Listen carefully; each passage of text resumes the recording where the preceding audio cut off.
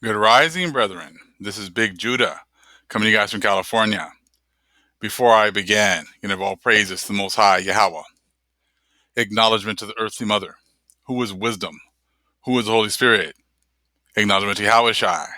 Prayers the Most High blesses this lesson this afternoon, gives more knowledge and understanding of the events of the past, in order to understand the events that are currently happening on the earth, so we get a much better understanding of the things that are soon to come on the earth. Brother Elijah, brother of mine, sent me this article, and I wanted to share it with the nation. Very few people are talking about it, but the thing is, at this point, the things that they don't talk about are probably some of the things that we need to be checking up on and doing some research on things of that matter. If this is true, it's just another sign and shows how the vast majority of the world has had the wool pulled over their eyes, and they're looking for things to be happening in one part of the earth and just ignoring things that are happening and the signs the Most High is showing in different parts of the world. It says, blood moon seen over Rome after midnight today, an astronomical impossibility and terrible omen. I went through and kind of looked it up on YouTube on my phone, and kind of was checking out some of the things as far as the comments were concerned. And some people were saying that this is what they saw. There's like 6,000 views on the video and about 22 comments. So I'm not sure, but to me, it makes a lot of sense, because we talked about how, the line has been drawn in the sand. If people are, still wanting to follow these idols and these religions, and Most High has given you opportunity to see the truth, then the Most High is now, free to do whatever it is that He wants to do. He's given people the opportunity to hear the truth, and they reject it. He's given people opportunity to hear, His words from His people, and they reject it. So it would make sense that this blood moon, which was not scheduled, see, the Most High is not going to do things always on a scheduled basis, on the schedule that Esau has set up. They said there was no schedule for this type of, they weren't expecting any kind of a blood moon to come out at this time. And this would be a terrible omen. See, the vast majority of the world does not understand the fact that when they're doing Easter, they are following Babylonian customs. They are worshiping Ishtar. And you could tell that they have been weakened by the closure of these churches, and the awakening of the Most High's chosen people. There are less people going into these groups, less people praying to their gods, hence taking away power from them. Now you have this sign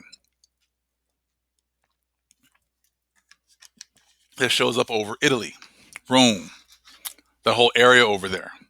These were the people that were used to set up Dum Diversas, to put us in perpetual slavery. This would make sense that this would be pretty much showing that slavery is over, that the power of Rome is done. For a blood moon to show up unannounced over these lands right now would be pretty much the Most High showing that captivity of His people is over with, and now the time for them to pay is here. That's when they say a terrible omen. But of course, when they read it, they just go to Joel, 2 and 30, 31, and they read it and they make up their own little story. We already know that. But we know that was when the Most High decided to punish His people. That's exactly where He went to go, over there to the three parts. Right there, as it talks about over here in the Book of Mormon. And also this church that was set up over there. So everything was happening over there. This abominable church was set up over there. The abominable church that was all about money was set up over there. The Most High sent the Spirit to give Columbus the coordinates and the wherewithal to make his way over to the fourth part. All those things happened where this blood moon showed up. We all know about the abominable church. And let's read a little bit about it in 1 Nephi 13. And it came to pass that the angel spake unto me, saying, Look. And I looked and beheld many nations and kingdoms, and that's over here in the three parts.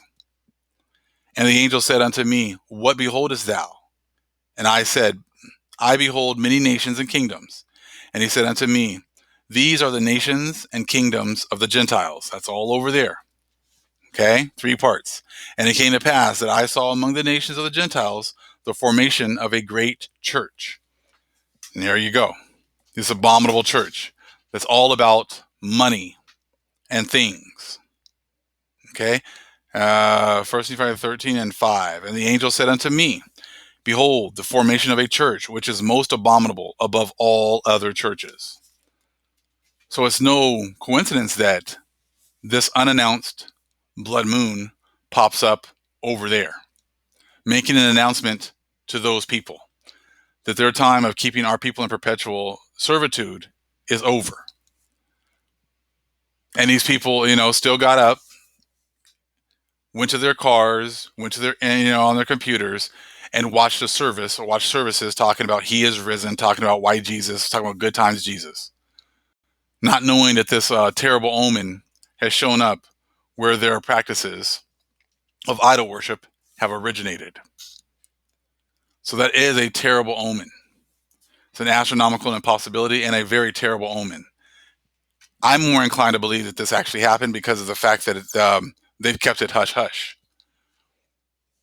Because I know that, we all know that when they talk about the kings hushing their mouths and being quiet, not only are they they don't have nothing to say, they don't want to have anything coming out that pretty much validates anything that we've been teaching. We've talked about all the horrible things that were done to our people.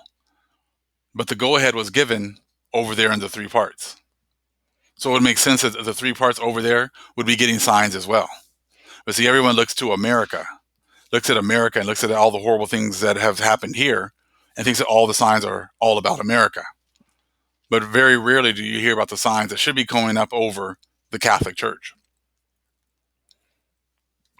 Very few signs of where Columbus got his information, where he was blessed with that information from the Spirit to bring over here. Now starts to think about, the place of a lot of these different things that are supposed to happen and where they're supposed to be going down. But I'll share some of that later on in another video. I'll read a little bit of this article here.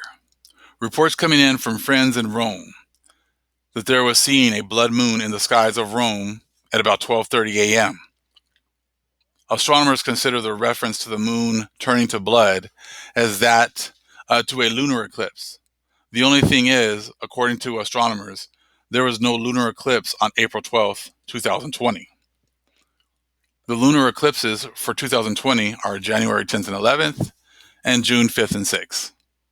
There will be prenumbal or partial lunar eclipses on July 4th and 5th and November 29th and 30th. So astronomically, what many saw was impossible. Friends report that the skies at Rome today and yesterday were both clear, and there are no wildfires burning to the east of Europe. So meteorologically, it is hard to explain. Here is a video of the blood moon over Rome this morning, so you guys can look that up on your own. All right. And we got, the typical Christian responses to everything. Divine omens do not require miraculous intervention. They have natural explanations. What makes them omens of God and God's indignation is that they occur at precise moments in human history or in the liturgical calendar.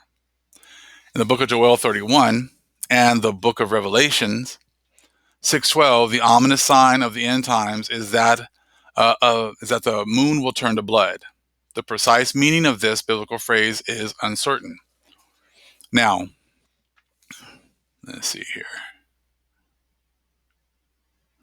People are realizing that many things are, starting to correlate with the Bible. But the main thing is that they're not going to get is that the Bible is only going to give you some of the information. A lot of the other information and understanding that we know is in other books as well. Read a little bit more. St. Peter, Acts 2 and 20, on Pentecost Day, referred to the prophecy of Joel as being fulfilled by the descent of the Holy Spirit. But again, that would only be the interpretation of the southern kingdom. Okay? But the fathers of the church refer the passage in the book of Revelation to the punishments which God will mete out to the church of the Antichrist and his followers. So see that right there? So they know that some of these signs are definitely talking about the Most High meting out judgment or punishments to the people of the church of Mahan.